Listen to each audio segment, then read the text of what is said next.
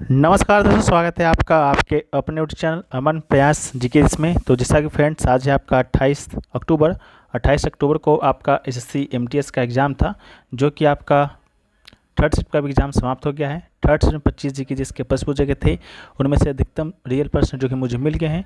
तो आज की इस वीडियो में हम उनसे प्रश्नों को डिस्कस करेंगे, साथ में उनसे जो इंपॉर्टेंट एक्स्ट्रा फैक्ट्स को भी देखते चलेंगे। तो चलिए वीडियो को स्टार्ट करते हैं बिना किसी देरी के। इससे पहले अगर आप चैनल पर नए हैं, चैनल को सब्सक्राइब कर लीजिएगा। सब्सक्राइब किए होंगे तो नोटिफिकेशन बेल कॉल पर क्लिक कर लीजिएगा। और इसका जो पीडीएफ है आपको टेलीग्राम चैनल पे मिल जाएगा, लिंक डिस्क्रिप्शन में दिया गया है, तो आप लोग जाके ज्वाइन कर लीजिएगा। तो आज का हमारा जो पहला जो प्रश्न है वो पूछा गया कि ललित जे राव किस घराने से संबंधित है। तो इसका जो राइट आंसर होगा वो आपका आगरा घराना हो जाएगा। ठीक है, ललित जे राव की बात करते हैं तो एक भारतीय शास्त्रीय गायक और आगरा घराने और गायन शैली के प्रतिनिधित्व हैं करते हैं। ठीक है, तो आगरा घराना इसका आपका राइट आंसर होगा। इसके अलावा वीडियो में आगे बढ़ते हैं, लेकिन उससे पहले दोस्तों बात कर लेते हैं। जैसा कि आप लोग को मालूम होगा कि आपका दिवाली का त्यौहार जो क्या रहा है, उस मौके पर जो है टेक्स्ट बुक के द्वारा सिलेक्शन वाली दिवाली नामक जो सेल है वो आपका लाइव किया गया है।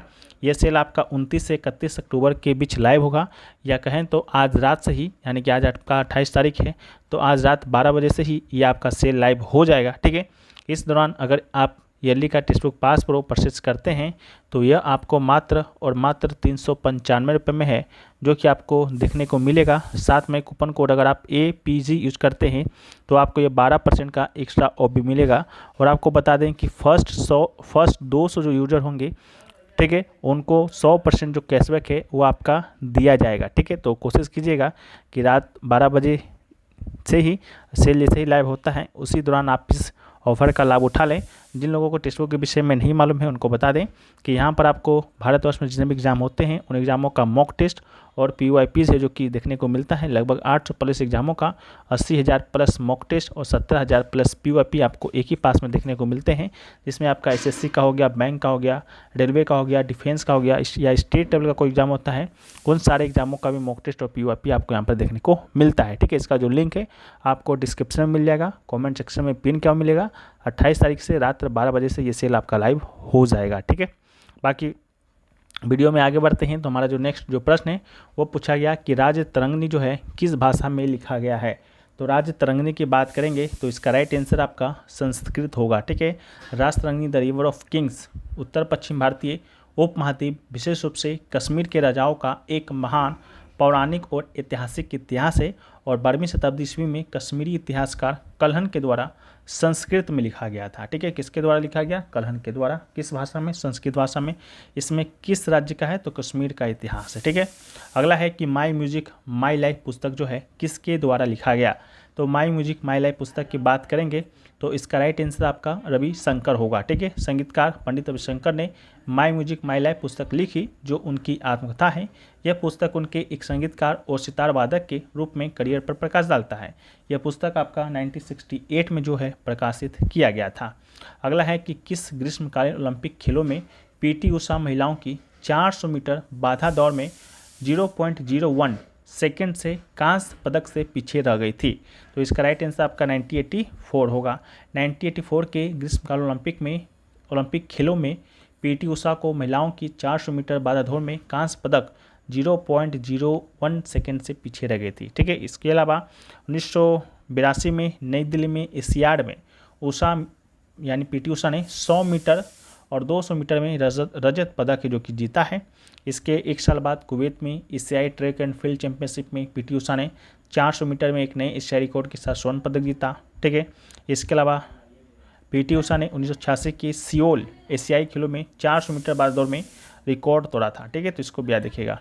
अगला है कि ह्वेनसांग जब भारत से चीन वापस गए थे तो उन्होंने अपनी यात्रा की शुरुआत कहाँ से किया था। तो इसका राइट आंसर आपका नालंदा विश्वविद्यालय होगा।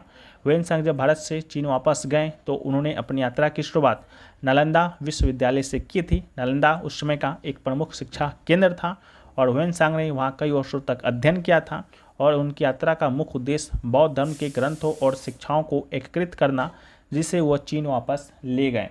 अगला है कि भारत के सड़क परिवहन एवं राजमार्ग मंत्रालय के मंत्री कौन हैं। तो इसका राइट आंसर आपका नितिन गडकरी होगा। सड़क एवं परिवहन राज्य मंत्रालय भारत सरकार का एक मंत्रालय है, और ये सड़क परिवहन से संबंधित नियमों विनियमों कानून के निर्माण और प्रबंधन के लिए सर्वोच्च निकाय है। इस मंत्रालय का उद्देश्य भारत में सड़क परिवहन प्रणाली की गतिशीलता और दक्षता को बढ़ाना है। अगला है तेलिया बांध निम्नलिखित में से किस राज्य में स्थित है? तो इसका राइट आंसर आपका झारखंड होगा। तेलिया बांध झारखंड में स्थित है और यह कोडरमा जिले में बड़ाकर नदी पर दामोदर घाटी निगम द्वारा निर्मित पहला बांध और जल विद्युत शक्ति संयंत्र है। यह बांध 1200 फीट लंबा, 99 फीट ऊंचा और 36 वर्ग किलोमीटर क्षेत्र में एक सुंदर जलाशय के साथ एक आदर्श परिवेश में स्थित है। इसके अलावा बांध को बाढ़ को नियंत्रण करने के मुख्य उद्देश्य के साथ बनाया गया था और हाइड्रो इलेक्ट्रिक स्टेशन 4 मेगावाट का उत्पादन यह करता है।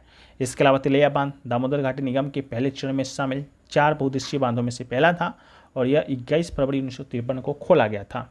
अगला है आज़ादी का अमृत महोत्सव जो है कब शुरू हुआ था? तो इसका राइट आंसर आपका 12 मार्च 2021 होगा। शुरुआत पूछा गया था तो 12 मार्च 2021 होगा। यह महोत्सव भारत की आज़ादी की 75वीं वर्षगांठ के लिए शुरू किया गया था। इस महोत्सव का समापन जो है 15 अगस्त 2023 को हुआ था। ठीक है। अगला है कि भारत में साक्षरता दर की गणना किस आयु वर्ग के आधार पर की जाती है? तो राइट आंसर आपका 7 वर्ष से ऊपर होगा। साक्षरता दर एक क्षेत्र की आबादी का कुल प्रतिशत है जो किसी विशेष समय में 7 वर्ष या उससे अधिक आयु है जो समझ के साथ पढ़ और लिख सकता है। इसके अलावा 11 की जनगणना के अनुसार केरल राज्य में साक्षरता दर सबसे अधिक है, बिहार की साक्षरता दर सबसे कम है और केंद्र शासित प्रदेशों में बात करेंगे तो लक्षद्वीप में सबसे अधिक साक्षरता दर है और दादर और नागर हवेली में सबसे कम साक्षरता दर है। भारत की साक्षरता दर की बात करते हैं तो भारत का साक्षरता दर 74.04% है। ठीक है। अगला है कि जब नदी मैदान में प्रवेश करती है और वो मुड़ती है और बहते हुए बड़े मोड़ बनाती है जिसे डैश के रूप में जाना जाता है, तो इसका जो राइट आंसर होगा आपका विसर्प होगा। बहते नल की अवक्रमणीय क्रिया या विधिशीलता क्रिया के परिणाम स्वरूप बनाई गई भू आकृतियों को फ्लूवियल लैंडफॉर्म कहा जाता है। नदी अपने यौवन, परिपक्व और नदी मार्ग विकास के पुराने चरण के दौरान कई विशेषताएं विकसित करती है, उसमें से एक आपका विसर्प है। अगला है कि भारत सरकार के स्मार्ट सिटी मिशन के तहत शुरू में कितने शहर को शामिल किया गया था? तो राइट आंसर आपका 100 यानी 100 होगा। यह जो है स्मार्ट सिटी मिशन एक केंद्र प्रायोजित योजना है। 2015 में जून के महीने में स्मार्ट सोल्यूशंस के साथ अनुप्रयोगों के माध्यम से नागरिकों के जीवन की गुणवत्ता एवं स्वच्छ तथा संभवनीय वातावरण प्रदान करने के लिए 100 शहरों की आवश्यक बुनियादी ढांचों को बदलने के लिए प्रारंभ किया गया था। इसका उद्देश्य सतत और समावेशी विकास के माध्यम से नागरिकों की गुणवत्ता में सुधार करना है। अगला है कि भारत की एकात्मक शासन की विशेषता इनमें से कौन सी है? 4 ऑप्शन दिया गया था, राष्ट्रपति, एकल नागरिकता, मंत्री और कार्यपालिका। तो इसका राइट आंसर आपका एकात्मक शासन व्यवस्था का विशेषता आपका एकल नागरिकता है। ठीक है। भारत की एकात्मक शासन प्रणाली में एकल नागरिकता का मतलब है पूरे देश में नागरिकों के लिए एक ही प्रकार की नागरिकता होती है, चाहे वो किसी भी राज्य या क्षेत्र में रहते हों। इसके विपरीत संघीय शासन प्रणाली में नागरिकता 2 स्तर के हो सकते हैं, एक राष्ट्रीय, एक राज्य स्तर की। ठीक है। ये जो नागरिकता है आपका अमेरिका में आमतौर पर देखा जाता है। ठीक है। भारत में एकल है, अमेरिका में आपका दोहरी नागरिकता है, एक आपका देश का भी नागरिकता है, साथ में एक आपका वहाँ का राज्य का भी नागरिकता है। अगला है कि जनगणना 2021 के अनुसार राज्यों का घनत्व घटते क्रम में क्या है? ठीक है। तो आपके एग्ज़ाम में उत्तर पूर्वी राज्यों का पूछा गया था। ठीक है। तो उत्तर पूर्वी राज्यों की बात करते हैं तो उसका जो जनसंख्या घनत्व होगा 2011 के अनुसार आपसे पूछा गया था। ठीक है। तो यहाँ पर आपका 21 के अनुसार लिखा गया है। तो 21 के अनुसार आपका असम, त्रिपुरा, मणिपुर, मेघालय, नागालैंड, अरुणाचल प्रदेश, मिजोरम, सिक्किम होगा, लेकिन आपसे 11 का पूछा गया था, आप लोग देख लीजिएगा। ठीक है। बाकी राज्यों की बात करते हैं तो राज्यों में बिहार का सबसे ज़्यादा, फिर बंगाल, फिर केरल, फिर आपका उत्तर प्रदेश होगा। ठीक है। इसके अलावा संघ शासित प्रदेशों को बात करते हैं तो घटते क्रम में दिल्ली का चंडीगढ़, पुडुचेरी, दमन-दीव होगा। इसके अलावा अरुणाचल प्रदेश का जनसंख्या घनत्व सबसे कम 17 व्यक्ति प्रति वर्ग किलोमीटर है। इसके अलावा 11 की जनसंख्या के अनुसार राष्ट्रीय राजधानी क्षेत्र दिल्ली का घनत्व सबसे अधिक 11,320 व्यक्ति प्रति वर्ग किलोमीटर है। भारत का 328 व्यक्ति प्रति वर्ग किलोमीटर जनसंख्या घनत्व है। राज्यों में बात करेंगे तो बिहार का सबसे ज़्यादा है, दिल्ली एक संघ शासित प्रदेश है। जबकि प्रश्न आपका राज्य पूछा गया था, राज्य पूछा गया है, राज्य पूछा जाएगा तो बिहार होगा। अगला है कुतुब मीनार का आकार कैसा? कुतुब मीनार का आकार की बात करेंगे तो सर्पिला, स्पाइरल आपका है। ठीक है। ये एक उच्चा एक संकीर्ण टावर है जो कि दिल्ली में स्थित है। इसका निर्माण कुतुबुद्दीन ऐबक के द्वारा शुरू किया गया था और पूरा आपका इल्तुतमिश ने किया था। अगला है कि प्रथम गोलमेज सम्मेलन का शुरुआत कब हुआ? तो इसका राइट आंसर नवंबर 1930 होगा। प्रथम गोलमेज सम्मेलन 12 नवंबर 1930 से 13 जनवरी 1931 तक लंदन में आयोजित किया गया था। 1930-32 के 3 गोलमेज सम्मेलन में भारत में संवैधानिक सुधारों पर चर्चा करने के लिए ब्रिटिश सरकार और भारतीय राजनीतिक हस्तियों के द्वारा आयोजित शांति सम्मेलन श्रृंखला में से एक थी। इसके अलावा तीनों गोलमेज सम्मेलन में भाग लेने वाले भारतीयों का नाम पूछा जाएगा, तो भीमराव अम्बेडकर इसका राइट आंसर होगा। अगर आपसे पूछा जाता है कि महात्मा गांधी कौन से गोलमेज सम्मेलन में भाग लिया, तो इसका राइट आंसर आपका क्या होगा, तो द्वितीय यानी कि दूसरा गोलमेज सम्मेलन में महात्मा गांधी जी ने भाग लिया था कांग्रेस के तरफ से। अगला है कि लू हवा कहाँ चलता है। लू हवा की बात करेंगे तो राइट आंसर आपका राजस्थान होगा। लू हवा उत्तर पश्चिम भारतीय उपमहाद्वीप के रेगिस्तान इलाकों में पैदा होती है और यह हवाएं इन इलाकों में इस प्रकार है: ग्रेट इंडियन डेजर्ट, चिलिस्तान रेगिस्तान, दक्षिण बलूचिस्तान के रेगिस्तान क्षेत्र। अगला है Rajyavardhan Singh Rathore won silver medal in 2004 Olympic 4, तो इसका राइट आंसर शूटिंग होगा। राजवर्धन सिंह राठौर की बात करते हैं तो Rajvardhan Singh Rathore is a wrist while Indian Army officer, an Olympic medalist and a politician. He won a silver medal in 2004 Summer Olympics for the men's double trap shooting event. It was for the first time India had won a silver medal in an individual category event, the 2004 Summer Olympics held in Athens.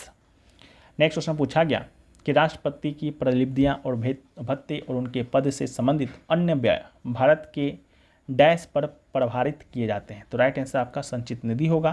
प्रत्यक्ष करों और अप्रत्यक्ष करों के माध्यम से सरकार के द्वारा प्राप्त राजस्व, उधार लिया गया धन और उसके द्वारा किए गए ऋणों और खर्चों से प्राप्तियां असाधारण मदों को छोड़कर संचित निधि का हिस्सा है। इस निधि का गठन भारत के संविधान के अनुच्छेद 266(1) के तहत किया गया था।